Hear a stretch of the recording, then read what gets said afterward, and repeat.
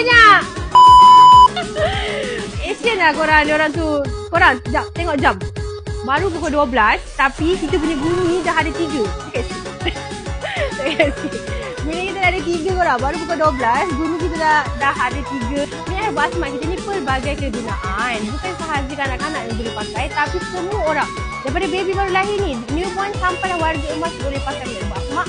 Melebihi 20 masalah yang korang boleh pakai hanya dengan satu air basmah. Kau nampak ni? Ni, botol yang besar ni dia beli. Ini dah baru pengguna yang betul. So, yang boleh kita pakai, cepat-cepat masuk live TikTok kita ataupun tekan back kuning kita dekat bawah sekarang.